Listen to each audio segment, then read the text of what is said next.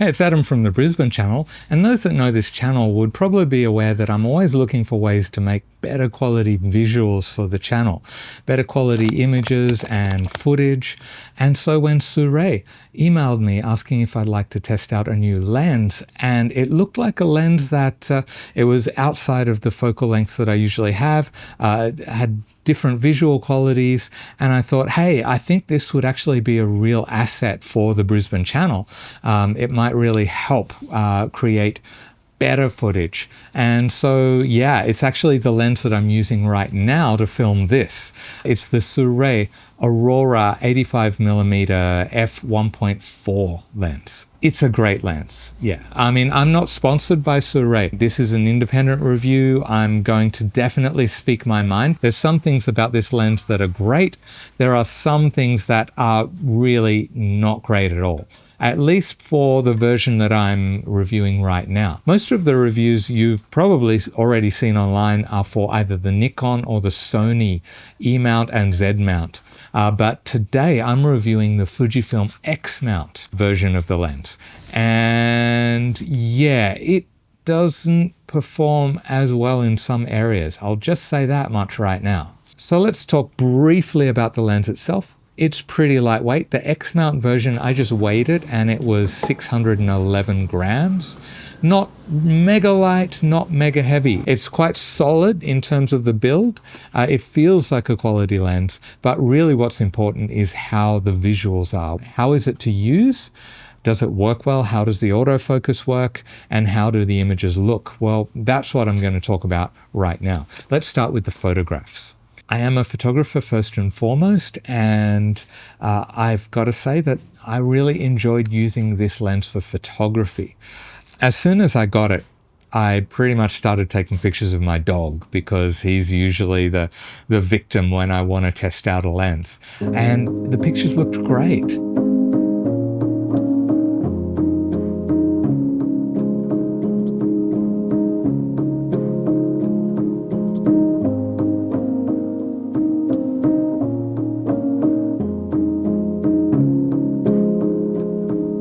I managed to take a couple of shots of my wife when she was playing with our dog, but I didn't actually get the opportunity to take some portraits because this lens really is well suited to being a portrait lens. But one thing that you should be aware of if you're using it with a Fujifilm camera is that when it's on an APS-C cropped sensor, the 85mm lens actually becomes the equivalent of a 127-ish millimeter lens on a full frame camera. So it's a lot more zoomed on the Fujifilm than it is on a Nikon or a Sony camera.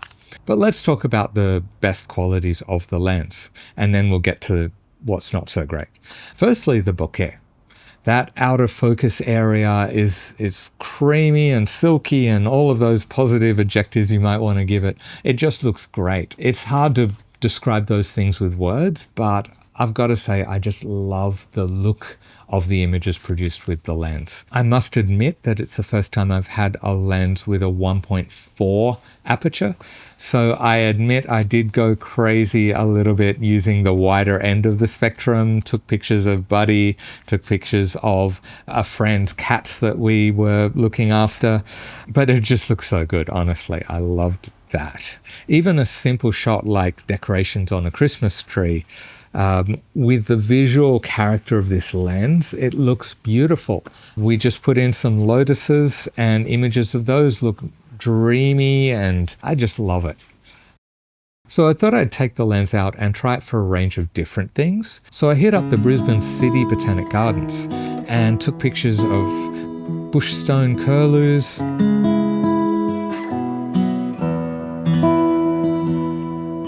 pictures of ibises,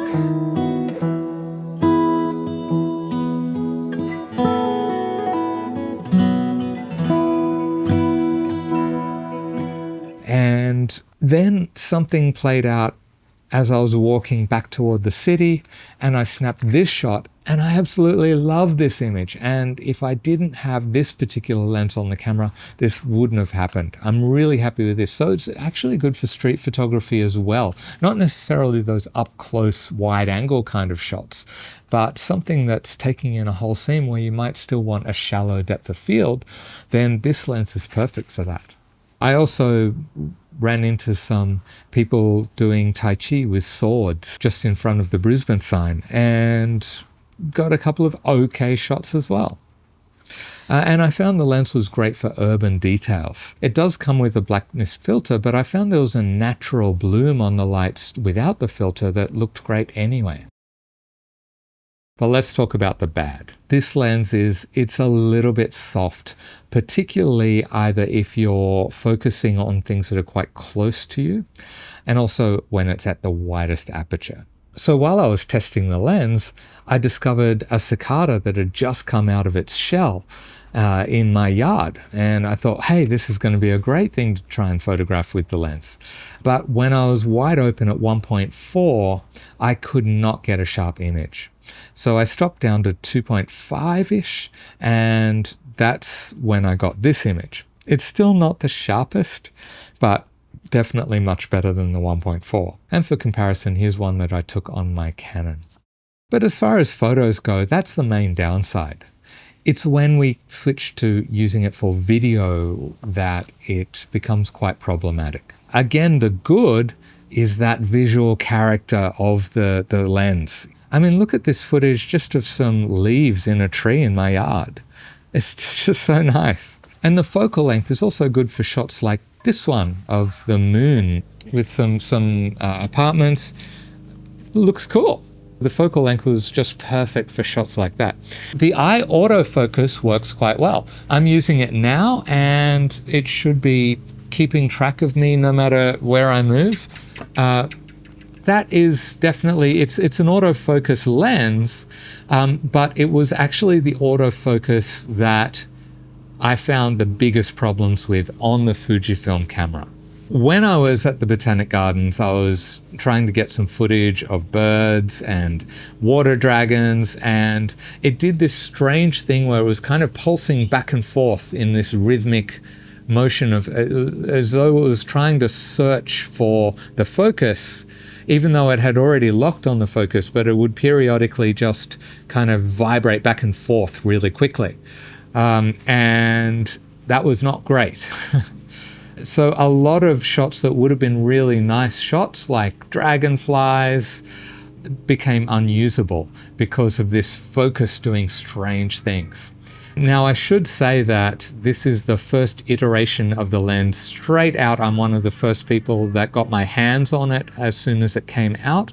So this may be something that they'll fix with a firmware update, but with the version that I've got right now, this was a major issue.